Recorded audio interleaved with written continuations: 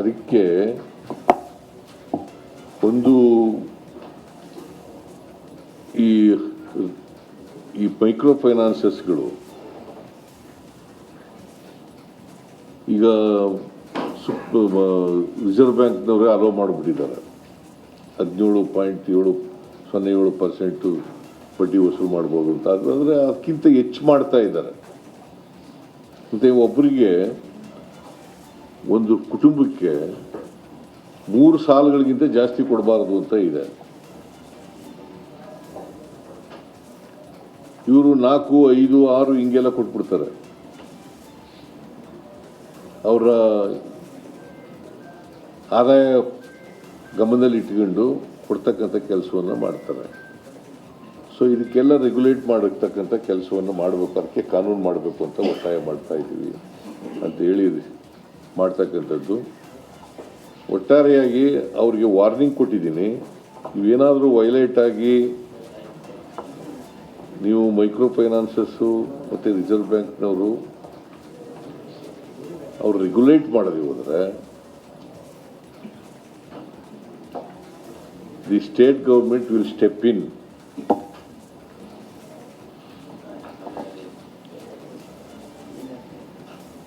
ಪೊಲೀಸ್ನವ್ರ ಮುಂದೆ ಈಗಲೂ ಇದೆ, ಪೊಲೀಸ್ನವ್ರ ಮುಂದೆ ಈಗಲೂ ದೂರುಗಳು ಕೊಟ್ಟರೆ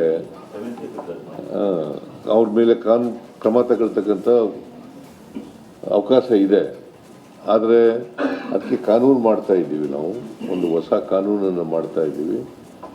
ಇನ್ order to protect the interest of the borrowers, either under the micro finance institutions or under any money lending institution.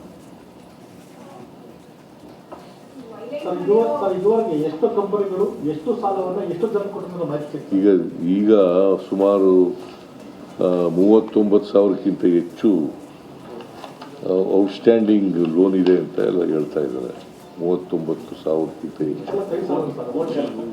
ಕೈ ಸಾಲ ಅಲ್ಲಪ್ಪ, ನಂಬರ್ ಆಫ್ ಸಾರಿ, ಇದು ಹಣ ಸರ್ 59,367. ಇದು ಅಮೌಂಟ್ ಔಟ್ಸ್ಟ್ಯಾಂಡಿಂಗ್ ಇನ್ ಕ್ರೋರ್ಸ್ 59,367.76, 76 ಲಕ್ಷ. 59,367 ಕೋಟಿ 76 ಲಕ್ಷ.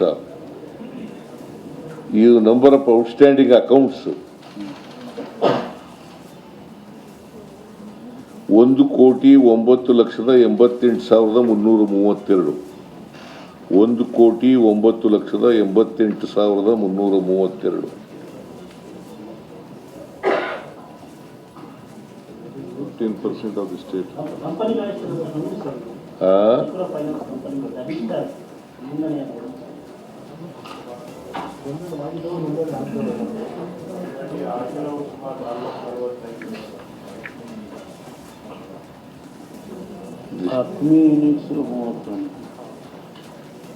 Number of branches 3,090.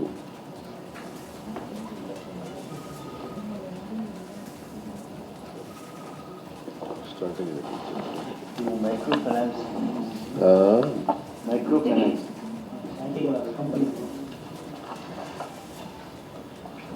ಕಂಪನಿಗಳು ಎಷ್ಟಿದ್ದಾವೆ?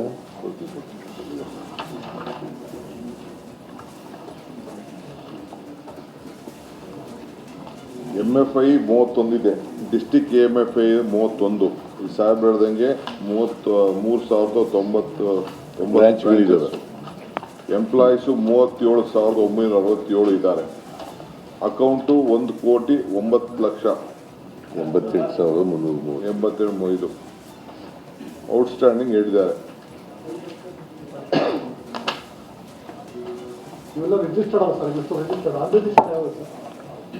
ರಿಜಿಸ್ಟರ್ಡ್ ಭಾಳ ಇದ್ದಾವೆ.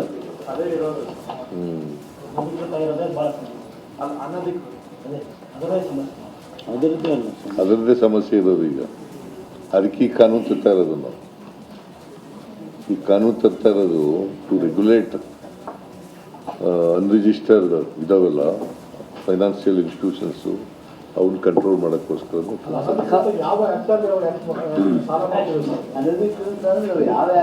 ಯಾವ ಆಕ್ಟಿವ್ ಇಲ್ಲಪ್ಪ ಅದಕ್ಕೆ. ನೀವು ಕೇಳ್ತಿರಲ್ಲ, ಏನು ಕೇಳಬೇಕು ಇನ್ಫಾರ್ಮೇಶನ್ ಇಲ್ಲದೆ ತಕ್ಷಣ ಒಂದೇನೋ ಅಂತ ಕೇಳ್ತಿರಲ್ಲ. ಹೌದು, ಕ್ರಿಮಿನಲ್ ಕೇಸ್ ಹಾಕಕ್ಕೆ ಹೇಳಿದ್ವಿ.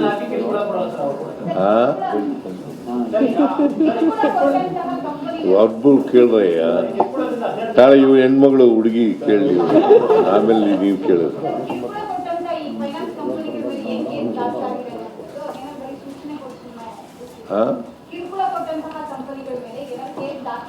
ಹೌದಪ್ಪ, ಕಂಪ್ನಿ ದೂರು ಕೊಟ್ರೆ ಅವ್ರ ಮೇಲೆಲ್ಲ ಕ್ರಮ ತಗೋತೀವಿ. ಈಗ 7 ಕೇಸ್ ಆಗಿದೆ ಇಲ್ಲಿ. ಹೋಮ್ ಮಿನಿಸ್ಟ್ರು, ಡಿಜಿ, ಕಮಿಷನರ್ಗಳು ಎಲ್ಲ ಯಾಕೆ ಕುಣಿಸ್ಕೊಂಡಿದ್ದೀವಿ? ಸಾಯಂಕಾಲದಷ್ಟೊತ್ತಿಗೆ ತೆಗೆದು ಒಳಗೆ ಹಾಕಿ ಅಂತ ಹೇಳಿದ್ವಿ. 4 ಜನ ಆತ್ಮಹತ್ಯೆ ಮಾಡ್ಕೊಂಡ್ರು. 4 ಜನ ಮಾಡಿ ಸತ್ತಿರೋ 4 ಜನ. ಮತ್ತೆ ಬೇರೆ ಕೆಲವು ಮನೆ ಬಿಟ್ಟು ಹೋಗೋ ಪ್ರಕರಣಗಳು ಅದೆಷ್ಟಾಗಿದೆ, ಕೆಲವು ನೋಟಿಸ್ ಕೊಟ್ಟಿದ್ದಾರೆ, ಕೆಲವು ಊರು ಬಿಟ್ಟಿದ್ದಾರೆ. ಅದಕ್ಕೆಪ್ಪ ಮೊದಲು ಈ ಔಟ್ಸೋರ್ಸಿಂಗ್ ಮಾಡ್ತಾ ಇದ್ದಾರಲ್ಲ, ರಿಕವರಿಗೆ ಔಟ್ಸೋರ್ಸಿಂಗ್ ಮಾಡಿ ರಿಕವರಿಗೆ ಕಳಿಸ್ತಾ ಇದ್ದಾರೆ. ಇದನ್ನ ಬ್ಯಾನ್ ಮಾಡ್ತಕ್ಕಂಥದ್ದು ಮಾಡ್ತಾರೆ. ಅದಕ್ಕೆ ಒಂದು ಕಾನೂನು ಮಾಡ್ತಾ ಇದ್ದೀವಿ. ಕಾನೂನು ಮಾಡಿ ಇಂಥವೆಲ್ಲನೂ ಕೂಡ ಯಾವ್ಯಾವ ಇಲ್ಲೀಗಲ್ ಆಗಿದ್ದಾವೆ, ಇಲ್ಲೀಗಲ್ ಆಗಿ ವಸೂಲಿ ಮಾಡ್ತಕ್ಕಂಥ ವಿಧಾನಗಳನ್ನು ಅನುಸರಿಸ್ತಾ ಇದ್ದಾರೆ, ಅವೆಲ್ಲನೂ ಕೂಡ ನಿಲ್ಲಿಸ್ತಕ್ಕಂಥ ಕೆಲಸ ಮಾಡಿ. ಈಗ ತಾವು ಸರ್ಕಾರ ಕಾನೂನಲ್ಲಿ ಯಾವ ಅಂಶಗಳು ಕಿರುಕುಳ ಆಗೋದು ತಪ್ಪಿಸ್ತವೆ ಅಂತ ಅದರ ಪರಿಣಾಮಕಾರಿ ನಿಯಮಗಳು ಯಾವ್ದಾದ್ರು ಇದೆ? ಈಗ ರಿಕವರಿ ಆಗಿ ಅವಮಾನ ಆಗಿ ಸೂಯಿಸೈಡ್ ಮಾಡ್ಕೊಳ್ತಕ್ಕಂಥದ್ದು, ಅವ್ರಿಗೆ ಈಗ 5 ಗಂಟೆ ಮೇಲೆ ಹೋಗಿಲ್ಲ ಅಂತ ಇದ್ದಾರೆ. 5 ಗಂಟೆ ಮೇಲೆ ಹೋಗಿ ವಸೂಲು ಮಾಡಲಿಕ್ಕೆ ಹೋಗೋದು, ಆಮೇಲೆ ಸೀಜ್ ಮಾಡೋದು, ಬೀಗ ಹಾಕೋದು, ಇಂಥವೆಲ್ಲನೂ, ಆಮೇಲೆ ಊರು ಬಿಟ್ಟು ಹೋಗ್ತಕ್ಕಂಥದ್ದು, ಇಂಥವನ್ನೆಲ್ಲ. ಪರಿಷತ್ ಕಲಾಪದಲ್ಲಿ ಪ್ರತಿಧ್ವನಿಸಿದೆ ಕಣ್ಣೀರ ಖಾನಾಪುರ. ರಿಪಬ್ಲಿಕ್ ಕನ್ನಡ ಸುದ್ದಿವಾಹಿನಿ ತಂಡ ಕಣ್ಣೀರ ಖಾನಾಪುರ ಅಭಿಯಾನದ ಮೂಲಕ ಒಂದು ಗ್ರೌಂಡ್ ರಿಪೋರ್ಟ್ ಮಾಡಿ ಕಾಡಂಚಿನ ಜನರ ಬದುಕು ಬವಣೆಯನ್ನು ತೆರೆದಿಟ್ಟಿದೆ. ಒಂದ್ಸಲಿ ವೋಟಿಂಗ್ ತಗೊಂಡ್ರೆ ಕೆಲಸ ಮುಗಿದ್ರಿ ಸರ್. ಹೆಣ್ಮಕ್ಳು ರಾತ್ರಿ ಹೊರಗಡೆ ಹೋಗೋದಕ್ಕೆ ಭಯಪಡ್ತಾರೆ. ಹೆಸರಿಗಷ್ಟೇ MLAಗಳು ರೊಕ್ಕ ಮಾಡ್ಕೊಂಡು ಹೊಂಟಾರ. ಜನರನ್ನ ಈ ರೀತಿ ಸ್ಟ್ರಕ್ಚರ್ಗಳ ಮೂಲಕ ತೆಗೆದುಕೊಂಡು ಹೋಗ್ತಾರೆ ಅಂತ ಹೇಳಿದ್ರೆ ನಮಗೆ ನಾಚಿಕೆ ಆಗಬೇಕು. ಒಂದೊಂದು ಪರಿವಾರಕ್ಕೆ 15 ಲಕ್ಷ ರೂಪಾಯಿ ಕೊಡ್ತೇವೆ. ಶಿಫ್ಟ್ ಮಾಡುವಂಥದ್ದಕ್ಕೆ ಸರ್ಕಾರ ಅನುಮೋದನೆ ಕೊಡ್ತದೆ ಅನ್ನುವಂಥ ಭರವಸೆಯನ್ನು ಕೊಟ್ಟಿದ್ದೇನೆ. ನಾವು ನಿರಂತರವಾಗಿ ಕಣ್ಣೀರ ಖಾನಾಪುರ ಅನ್ನೋ ಶೀರ್ಷಿಕೆ ಅಡಿಯಲ್ಲಿ ಮಾಡಿದಂತ ವರದಿ ಮ್ಯಾಸಿವ್ ಇಂಪ್ಯಾಕ್ಟ್ ಆಗಿದೆ. ರಿಪಬ್ಲಿಕ್ ಕನ್ನಡ, ಇದು ನಿಮ್ಮ ಧ್ವನಿ.